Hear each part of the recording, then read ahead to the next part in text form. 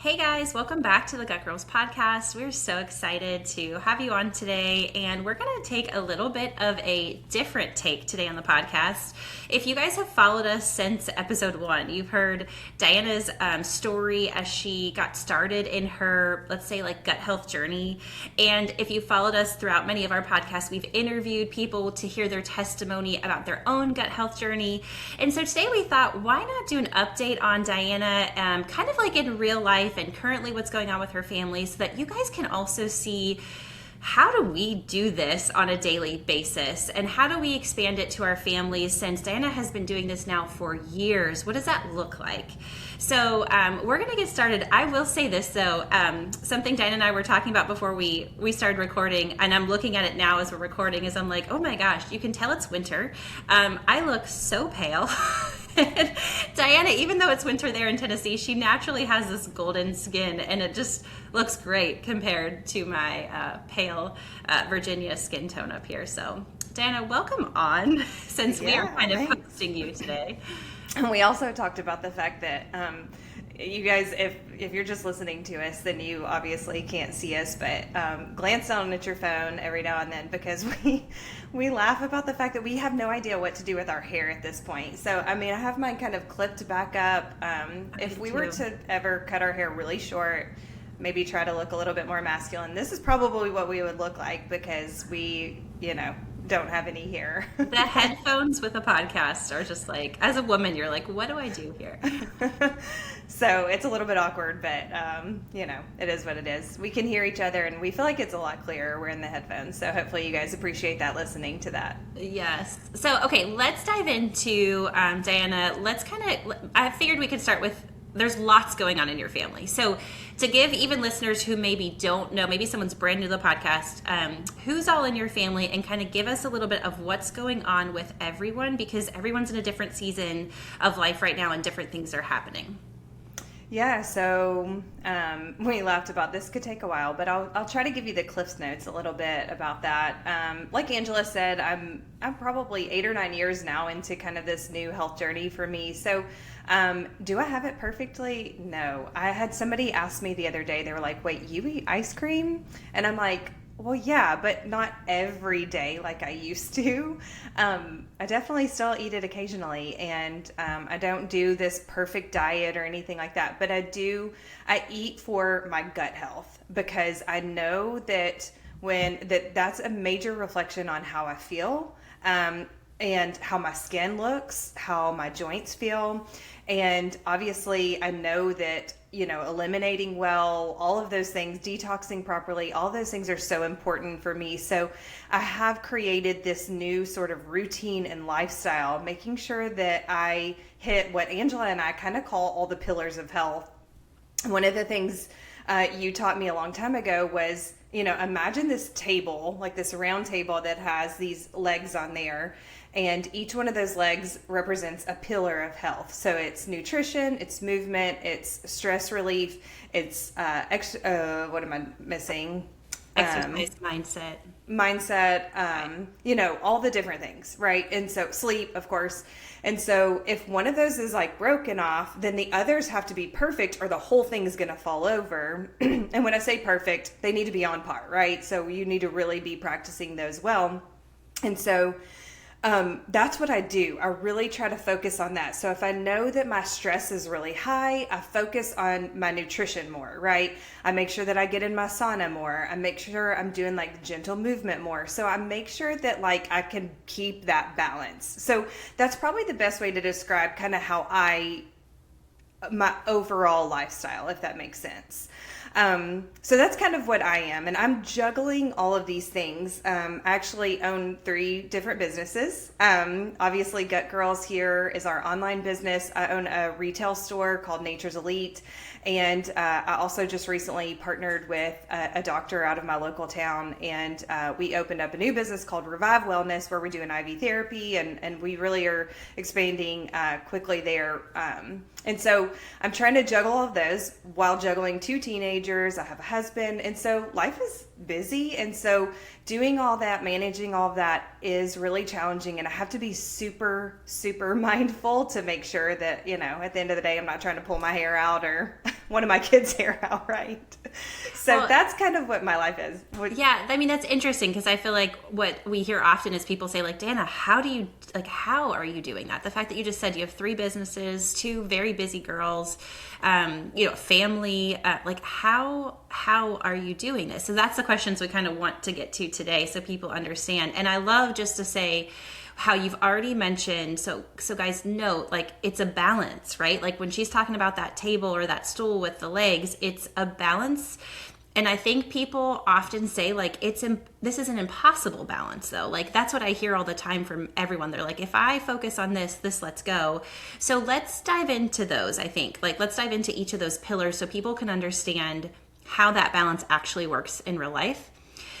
So maybe we start with that, since nutrition is something we talk about often. Let's talk about what nutrition looks like in a busy, busy season of life right now. So it's a lot of food preparation. I do have to prepare ahead of time. Thankfully, Todd, my husband, is very much all in on this too. And he recognizes that, that we need to make sure that we have we batch cook protein. And then we always have, veggies or whatever that we can throw together really quick, or maybe we use some jovial noodles or something.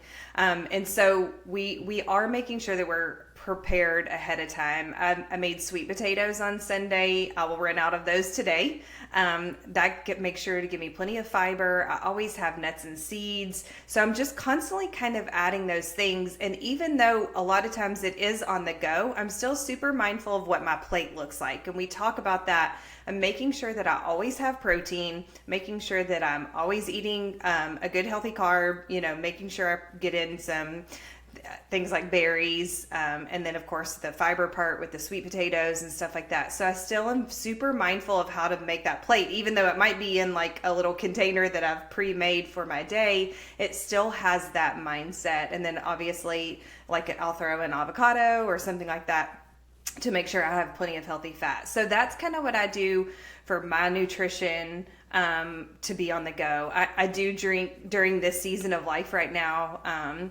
I do drink smoothies. I'll either use collagen protein or whey protein to make sure that I am getting in plenty of protein in my day. My goal is to get about 100 grams of protein in, and it's really tough. I make sure that I'm eating my eggs in the morning, so that gives me plenty of protein. And then, of course, just like I mentioned, the other 2 meals, I'm making sure that I get the protein in as well. So that's kind of how I do it for me. You mentioned earlier about kind of the season of life that my kids and my husband and stuff are in as well. I've been open about Todd and the fact that he in May of 2025, unfortunately was a victim of a tick bite and had Rocky Mountain spotted fever and also got alpha-gal syndrome from it. And I'm not going to go into that too much, but basically what that requires of him now is to remove all red meat, beef, pork, all those kind of things from his diet. Well, a lot of times people they think, oh, red meat, I just don't eat a hamburger, I don't eat a steak. But it's so much more than that. You have to really be careful about even capsules, like with it being gelatin. And I mean, there's so many different things that you have to really watch. So when I was talking about Todd being on board, he's even more on board now than he ever has been, because he has to make sure that he has plenty of food to eat as well. And so he eats a lot of chicken, he eats a lot of turkey.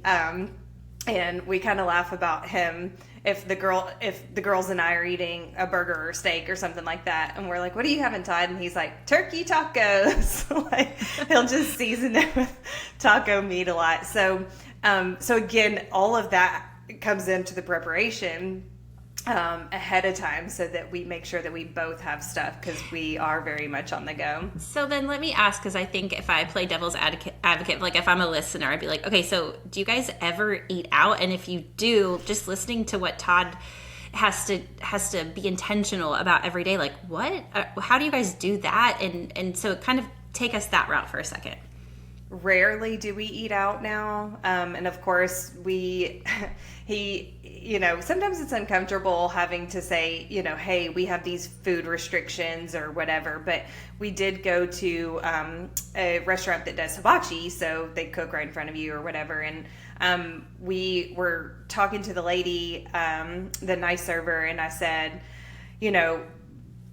do you cook any of the, the sauces or any of those made with beef or anything? And so I was so thankful. She was so educated. It was wonderful because she was like, wait, you can't have this, you can't have this, but here's what you can have. And so she actually kind of created this whole sort of teriyaki chicken meal for him. They brought it out right before everybody else's. They cooked it separately. I mean, it was amazing. That's awesome. Yeah, it doesn't happen very often like that. And then when we go out other places, it's not very often that we do that. And of course, he's always mindful about going for, chicken and veggies and that kind of thing, and trying to avoid anything that might be cooked near or around beef.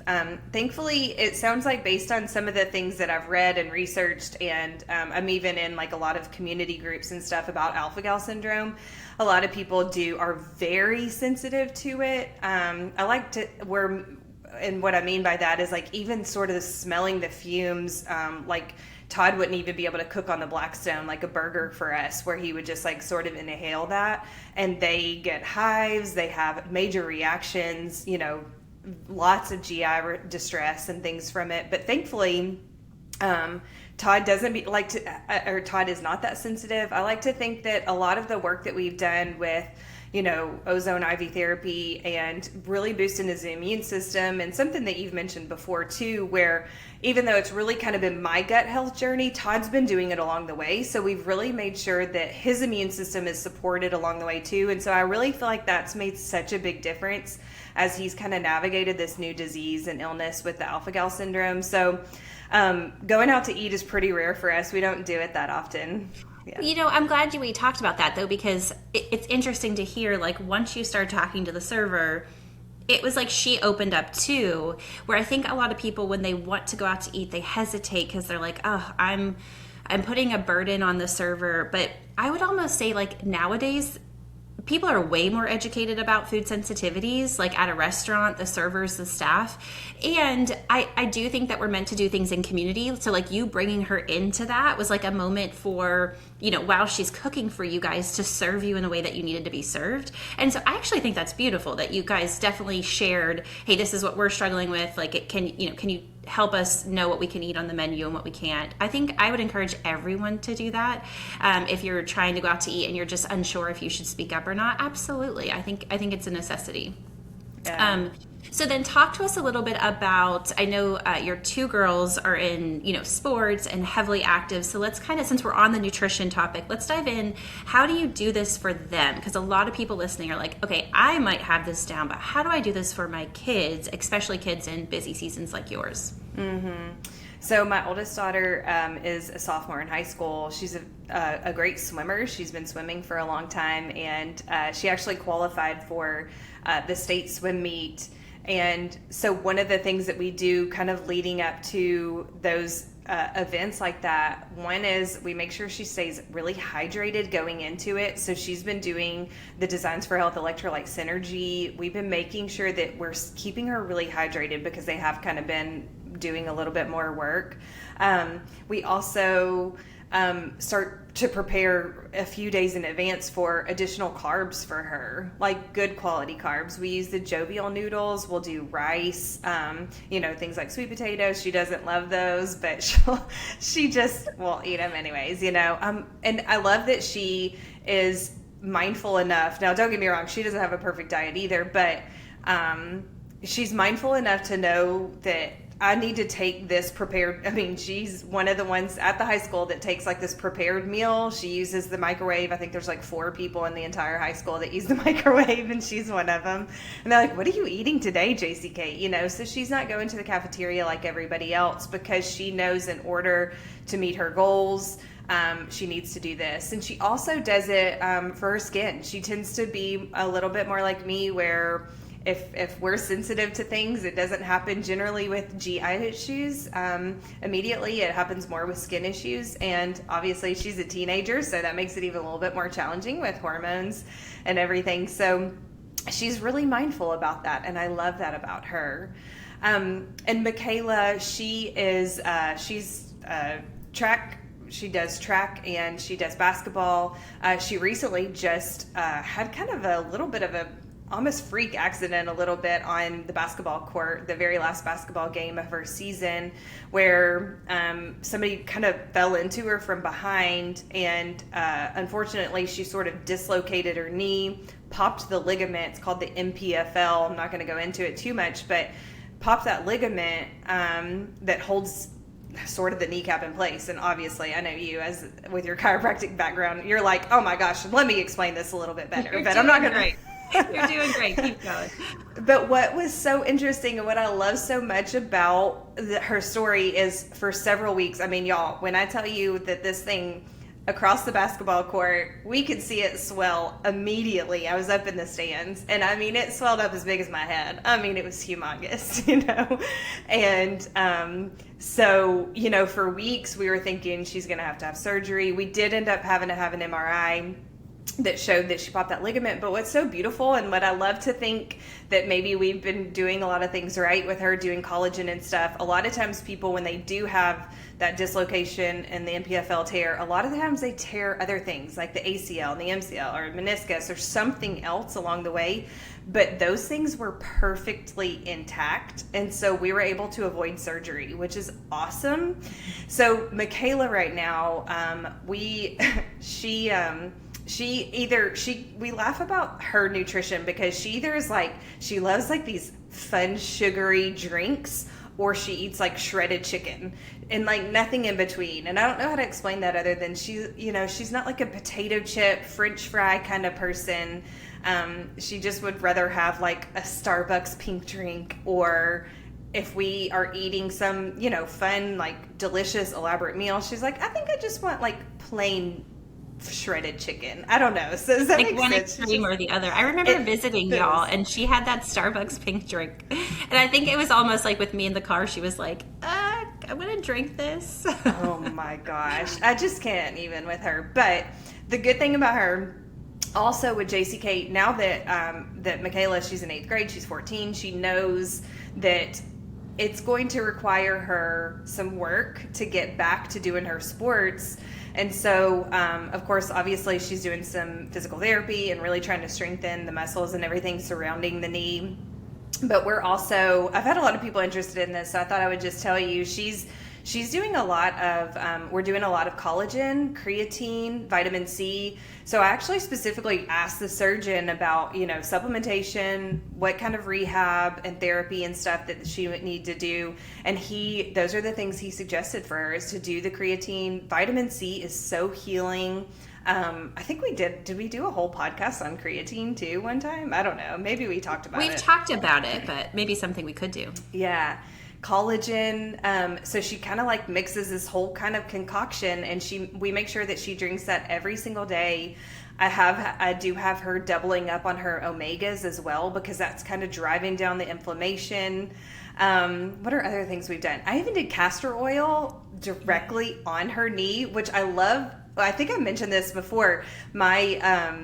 We have our Gut Girls community where we have a group meet, we have an app or whatever. And I love that I was like mentioning all the things that I was doing, and I wasn't doing castor oil directly on her knee. And one of our members that's been a member for a long time, she was like, hey, don't forget to do castor oil. And I'm like, duh. Yeah. Y'all, I could tell you the difference, like within an hour or so, the difference in the inflammation. It was actually noticeable. The swelling went down. And so she did that on the 14th. I mean, so she's, you know, we're nearly a month into this, and it's still slightly swollen. Just because, like I said, it was so swollen. But thankfully she's able to really move well. She can put weight on it and do all those things. So I love that she's determined to get back. She's at least doing that. She's doing her exercises and everything. But my goodness, I mean, I just can't get her away from the pink drinks. So, but it sounds, I mean, this is real life, right? I mean, she is a young girl, and kids are just going to be kids in a sense, right? But I love for people to hear, like, so it's not perfect, but it sounds like what you've done as a mom is you've just been intentional in the areas that you can be, and then you do just have to let go of the areas that you can't be, and that's so. Would that be right for me to say, Diana, that's how you're finding balance with your family, right? Oh, yes, 100%. I mean, you hear people say, like, pick your battles with even when you have little kids, it's like if they want to wear a pink shirt with green polka dot pants or whatever, and you're like, whatever, just go to school, right? I'm sure that's the season. I was going to say, those are my battles right now. So your battles are polka dots with a green shirt or whatever, yeah. and mine are balancing a pink drink where her friends take her to go get those or whatever, go to Sonic or whatever. So it is a little bit of a balance, and when I can control it, and when I say control kind of with air quotes, but it is still very much where I'm like, no, I want you to be home for dinner because we're having this, and I want you to you're going to eat the greens. And I mean, we're still having those conversations even at 14 because, the pink drink is cool and popular or whatever, but she actually, once it comes down to it, she knows what actually is going to heal her body, and it's not the pink drink. So we're still just kind of trying to balance it all. It's exhausting though. I can promise you that. Yeah, I'm sure it is. Yeah. It's interesting. So let me kind of go into when we're talking about balance, we're talking about nutrition. Let me ask, with maybe some of these battles that you're choosing with your kids, how's the sleep for them? Is that like a non-negotiable, or what does that look like then?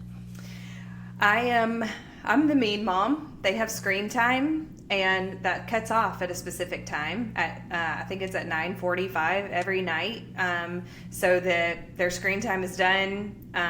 They can read, they can sit and pray, they can whatever else, but anything like that, because I've reminded them that they actually need more sleep at their age than I do at my age, probably. They're growing. I mean, we saw actually on Michaela's MRI and stuff that her growth plates are still open. So she's literally still growing.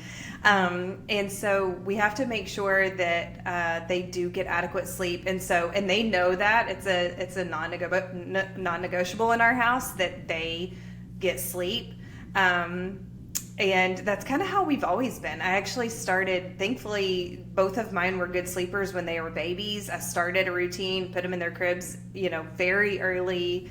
And thankfully they've always been good sleepers, but we put those routines into motion. I do have them, they take a little bit of magnesium a couple hours before bed. I feel like it kind of helps drive their nervous system sort of back into that restful state, and allows them to get a good night's sleep. So they are very aware of the sleep thing, and thankfully I don't have those battles where they're like, I was up at 2 a.m. It's just, we just don't do that. I mean, if they spend the night with, and they have 4 other friends that spend the night, do they stay up till 1 o'clock in the morning? I'm sure, it's not like they don't ever do that, but 360 of the 365 days a year, they're sleeping 8+ hours. Well, I think it's important for other, moms or parents listening, though, to know, like, there are non-negotiables. Like, that's a part of you finding the balance, right? Is like, hey, we are intentional about this food. I won't pick my battles here, but I still have the non-negotiables because you just know the value of that on everything else, and how it trickles down. So I love that. That's probably key advice for a lot of parents listening. And then let me ask you, okay, lifestyle wise, let's go in. We know that the girls are very into fitness. I love that you mentioned, I will say something about JCK swimming. and how you've picked up the carbs around this particular season of her swimming, because and I hope that most of our listeners know, like there's a very intentional aspect to adding carbs into the diet to fuel activity and to fuel recovery, right? We teach that as a part of our nutrition in the Gut Girls, and so you're doing that as well, and you're teaching her that. And so let me ask too, when it comes to fitness for you, because I'm sure people want to know particularly what Diana does, what does that look like, and what do you do with your diet around your working out? So I would do similar to kind of what I do with JC Kate, that, sometimes Todd and I usually about 3 times a week, we will work out together. That generally is more strength training where I'm using weights and things. On those days, those are the ones that I typically eat more sweet potatoes and rice and things like that. So I eat heavier carbs on those days. And then on the days that I don't exercise that much, then a lot of times I will eat, maybe only 50 grams of carbs or something in a day, because I know that I'm not burning them off. I'm sitting here for hours and hours and hours, right? So that's one of the things that I kind of do, is like on those days I'll eat heavier carbs. In general, I do try to do kind of our movement snack a little bit. And for those listening, if you've never heard us talk about movement snacks, it's literally a matter of Angela and I almost kind of have to force ourselves, every hour or so, hey, let's get up, let's go for a walk. And we'll just put our headphones on and talk while we're walking. We'll talk about business stuff or whatever, to make sure that we both are getting kind of the movement in that way. And we've mentioned before too, I love to get my walks in after I eat dinner. Last night we had, again, kind of a carb heavy dinner, because JC Kate's about to swim a big meet this weekend. And so I ate probably more carbs than normal. So I made sure that I walked for 20 minutes after I ate. That helps with my digestion. I can just tell so much. I sleep better doing that. So I do still try to do those movement snacks, and then I do the strength training and stuff. Something that I've been open with you, Angela, about some of the things that I don't do super well is doing my stretching more. I really should focus more on doing like yoga type Pilates and things like that, to really kind of use those muscles in a different way and strengthen my hips. And do those kind of exercises. So that's something that I'm kind of like actively working on, trying to do some of the stretching and stuff, which is not something that I typically do, because I usually am like, I used to just be like a grind, super high intensity workout. So I have kind of balanced that and brought that back a little bit, where I'll do some more simple movements and stuff. But I'm constantly trying to balance it all as well. I don't have that perfectly, I know. I'm curious. No, this is great. I'm curious to know, from a female to female, do you change your working out around your cycle? Does that look different for you, or no? For sure, yeah. One thing I learned the hard way is not trying to exercise super hard.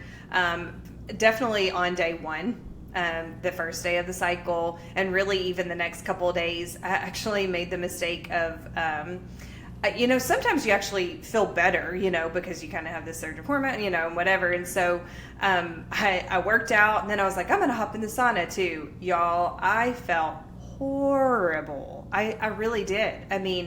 And of course I'm super in tune with my body. So when I say I felt horrible, I had a headache, I was fatigued. I was just like, why do I not feel the same way? And I'm like, why did I do that on day one of my cycle? And so I told JC Kate, because the girls will hop in the sauna, I have them hop in the sauna every now and then. I was like, I definitely will never do that again. And learn from me, don't get in on day one of your cycle. But I kind of do the same thing with my exercise too. Those definitely are not heavy days of exercise for me. Day one, day two, something like that. But then usually into 3, 4, I'm good after that. Those first 2 days are the only days that I usually try to back off a little bit.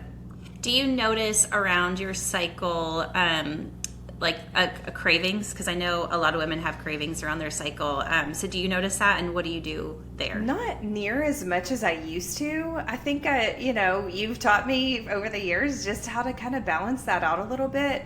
It's interesting right now. I'm actually doing kind of a no added sugar thing with JC Kate. And so this is something we're doing with our church or whatever. And so I I have not craved the sugar over these 40 days that I normally would, which I love that because we found this recipe. JCK is like constantly looking for recipes and stuff. We found one that's gluten-free, dairy-free, and refined sugar-free. So of course it does still have some maple syrup in it, but for the most part, it's really, most people would think this like cookie or protein bar or whatever that we're eating is like really nasty, but it tastes really sweet to us because we're not used to having something like that. So I have kind of indulged a little bit when I had my cycle during this just a couple of weeks ago, and you know, I would eat a little bit more of that, but for the most part, it's not like I used to where I would, because you know I love my ice cream. I was like eating ice cream. I'm like, oh, I'm starting my period today, so I'm eating ice cream on day 1, day 2, day 3, day 4. It was like my excuse to get all ice cream every single day. Yeah. Well, and then it brings me to, I'm kind of digging in here for just a second because I know a lot of listeners that are females. I mean, primarily we have a lot of female listeners. It's the hormonal, it's interesting, the hormonal thing, because you don't hear us talk about having a lot of hormonal issues ourselves. And guys, this is why I'm kind of picking at Diana to get you guys to hear some answers of how she's changed her life so that she's not having a ton of hormonal issues. And Diana, you used to drink a lot more alcohol. Like, you don't drink any now, right? And you used to drink that prior to, I think I remember when I first met you. And so tell us too, like, that change in your life, what that's done for you hormonally, because I know it has had an impact. Yeah, it really has. I did. I mean, I would find myself a lot of times drinking every day, not excessively or anything, but you know, just feeling like that was what I needed to come home to and take the edge off a little bit. But finding some different natural things to do that help me take the edge off versus alcohol, because I was finding that, I mean, when I was drinking the alcohol, number one, when you talk about hormonal things and gut things that happen, my face would get very flush. A lot of times I was breaking out. And, you know, I was doing things like, what are they called? Like the alcoholic seltzers, like White Claws and stuff like that. I was drinking those a lot. Before I really understood gluten and stuff, I would drink a lot of beer. I drank Miller Lite, you know, whatever. And those are the things that I looked forward to. But now I recognize that I get worse sleep.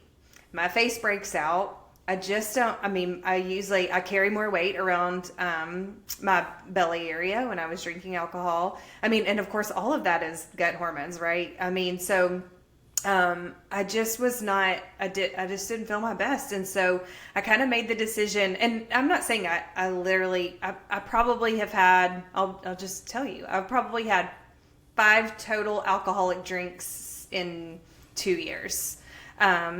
And that's it. So it's not that I'm like totally against it or anything. I just know it doesn't serve me well. And I just don't feel my best on it. So if I don't feel my best, I'm like, nope, you know, it's just not worth it. Plus it's expensive. You know, there's so many things, there's so many reasons not to do it. Right. Yeah. And I'm curious though, because I think a lot of people, women, men in general, would be like, gosh, so to be healthy, I have to take everything away. And I mean, I would say it's a choice, right? Like, it's a choice. And it sounds to me like you've over this journey found out, like, I just choose to feel a different way in my body. Like, I feel better when I don't do it. So like, you could have it, but you're choosing not to. What would you say to that person that's like, oh, so you have to give up everything? Yes. I love that you say that it's happened over the course of years. So like, let's do a little bit of a rewind back to 2017. 2016, I was having like a million symptoms. I mean, and for years I felt awful. 2017, I went all in 100%. Those are the people, guys, that when they start working with us, they feel as bad as I did, and they go 100% in, meaning they don't have one morsel of sugar. They don't have alcohol. Nothing off that could cause any inflammation in their body, right? I mean, so tight, right? Nutrition's so tight. So I did do that and went all in with that. And months later, started healing my body, started feeling better. The symptoms went away. And then I would say a couple of years after that, we're like maybe to 2020, 2021, 2022, something like that. I recognized what would cause quick symptoms, what didn't. And so I kind of relaxed a little bit and like started introducing these foods back in. And I found myself eating ice cream more often. I was drinking, like I was just telling you when I was talking about drinking just a minute ago. I mean, that was really probably 2022, 2023, like not that long ago, just 3 or 4 years ago, that I found myself drinking. And because it wasn't causing those major symptoms that I was having in 2016, I was allowing it back into my body. And so over the last 3 to 5 years, that's when things have kind of just naturally started dropping off because I can recognize it. So y'all, I'm telling you, this is taking me years. It did not happen over a couple of months. And so I would tell the person that's trying to go into this new journey or whatever, we are not telling you to go 100%.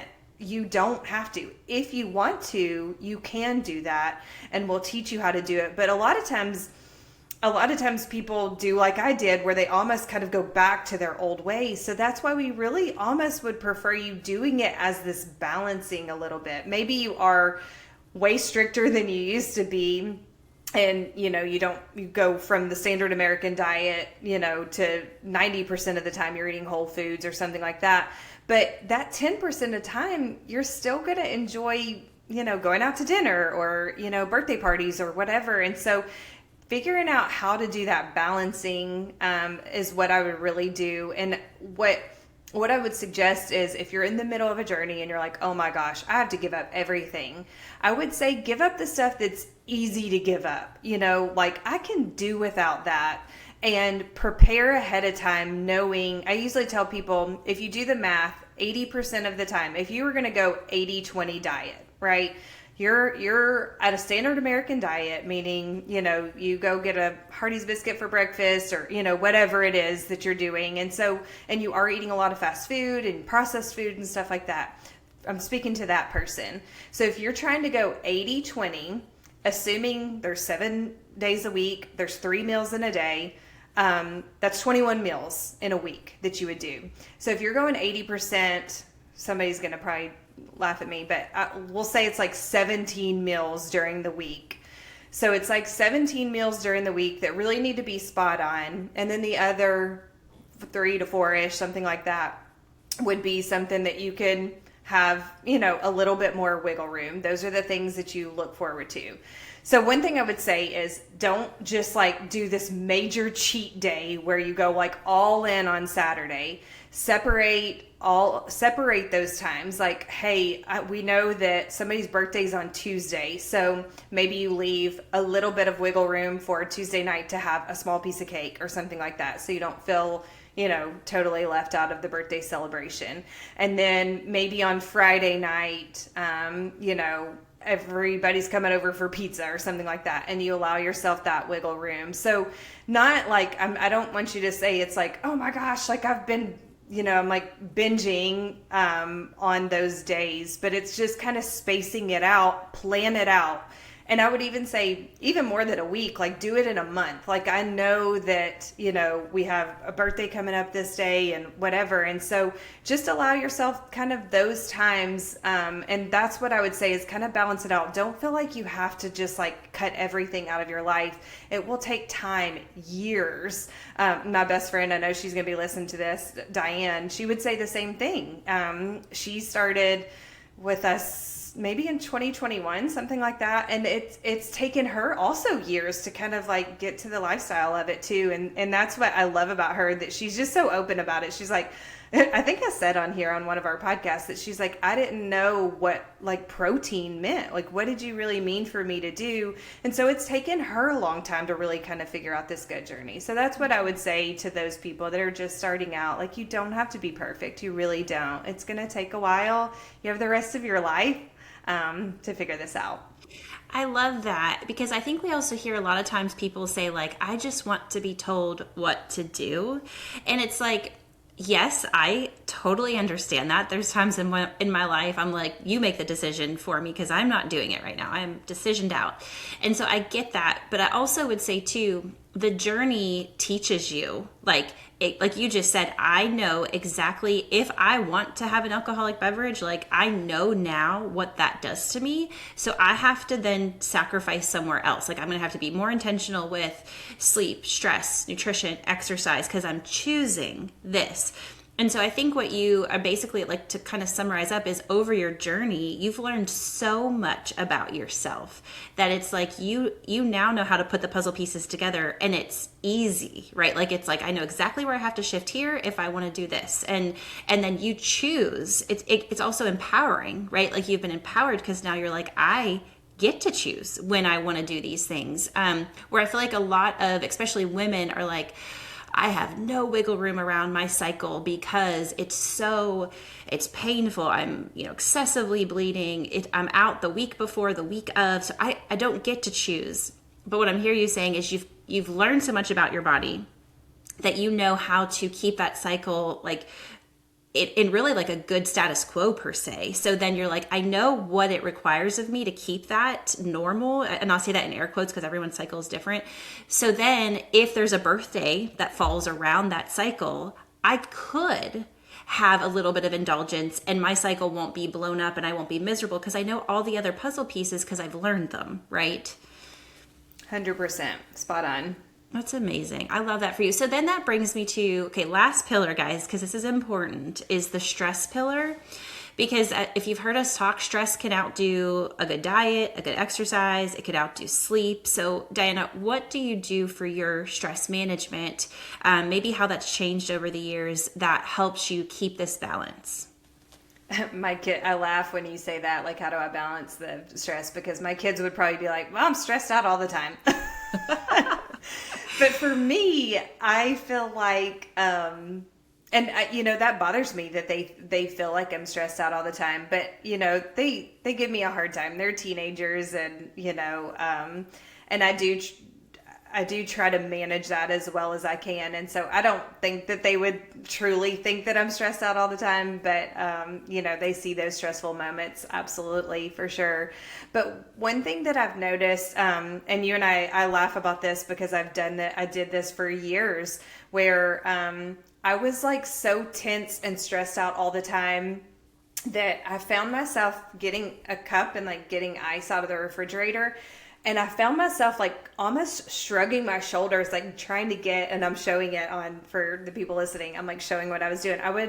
It was so tense, like through my neck and my shoulders all the time. And so now when I do that, I feel like I can relax so much more.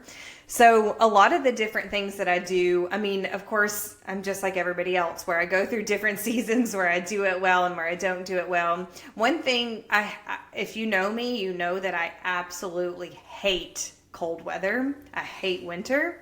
But the only thing, really like one of the only good things that I love about this season is I get in my sauna more.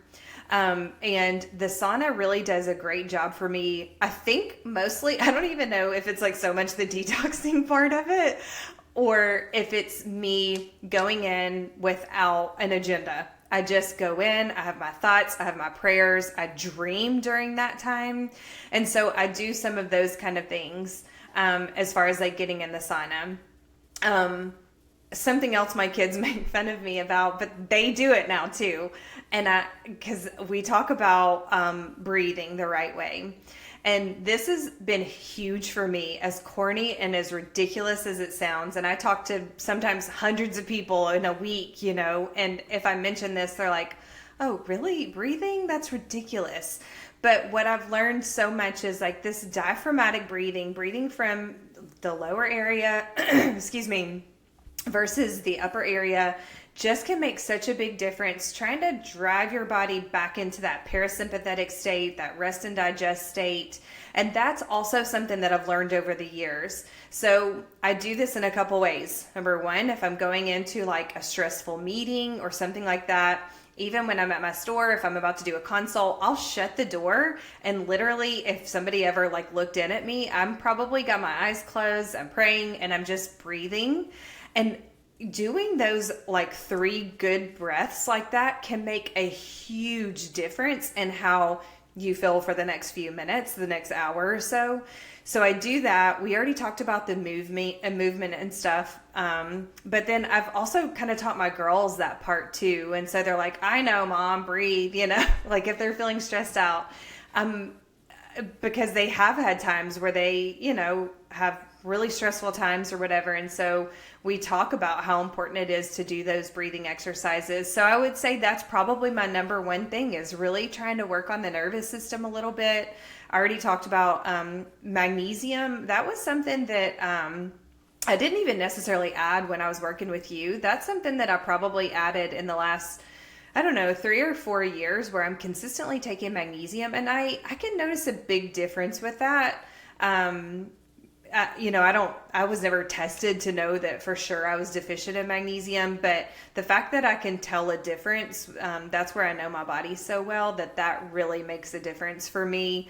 And getting the adequate sleep, obviously at night that helps with that. And so it's, again, sort of this routine and these habits that happen every single day. I also try to do the breathing exercises before I eat a big meal, even if we're out somewhere. I know it sounds silly, but I'll kind of be really mindful of, taking a couple of deep breaths before I eat. I'm also the slowest one to eat. That makes a big difference too. And that's all part of the nervous system, kind of the stress response too. So, exercise obviously helps me sort of relieve stress. And so I make sure that I get my movement in. So yeah, all of those kind of things are the things that I use for my stress relief. I do have to be intentional about it, to just pause and go and do my breathing. A few thoughts with that. Women actually, this is like my doctor brain, women tend to be deficient in magnesium. So you're probably just, with all of us over here, needing that extra boost of magnesium. So fantastic that you've experimented with it and figured it out, right? That is a tool that's helping you. And then I can't help but go here for a second to say, so it sounds to me like you have built a couple of different communities. One is in your own home. You've brought your family into this so much that they are keeping you accountable and you are keeping them accountable. And that is probably one of the biggest things I think that has probably played into your success, is you're not doing it alone. You have, even though your family is not doing it perfect, I mean, mine isn't either, but we're doing it together as a family. And as much as that is scary for people to think gosh, how am I going to do this with my husband and my kids? It might take a little bit of time, but once you get it, I think what you should hear from Diana's story is it's almost like built-in accountability, and y'all are keeping each other healthy and well, because you play off of each other and you remind each other. And then, guys, Diana and I have a community. I mean, literally just us have over the years built this accountability where she said, if we're working long days, it's hey, I haven't ate lunch yet. Okay. And immediately it's no questions asked. Okay, stop. Let's go eat lunch. Or, if I can sense Diana's a little bit more stressed, I mean, we'll text each other all the time. I'm stop, forget about it. Go take a breath. We're going to come back to this tomorrow. And she does the same for me. We pray for each other. That's a community. And then we now have the Gut Girls community. And so, guys, if you are listening to this today and you're this sounds awesome, and you recognize the growth in Diana's journey, I want you to know that you can have it too, but it is going to require a community. Because let's be honest, to find out that, hey, my body doesn't necessarily respond to alcohol very well, yet you might have a social group where that's what they do, right? It's we go out and we have drinks and we socialize. We're not necessarily saying you can't be a part of that social group anymore. That is not what we're saying. But it's going to take a different group for you to then come back to and be hey, what can I do differently? I love this group. I want to keep going. It's fellowship for me, but how can I do it differently? And that's where this group, this Gut Girls community, can then teach you how do you still show up, but do it in a way that serves your body. And so I just wanted to point that out. Community is everything, I think, when you're going through this health journey. And I've heard nothing but different groups of community, Diana, as you've talked this whole time. Your family, you and I, and then now the Gut Girls community.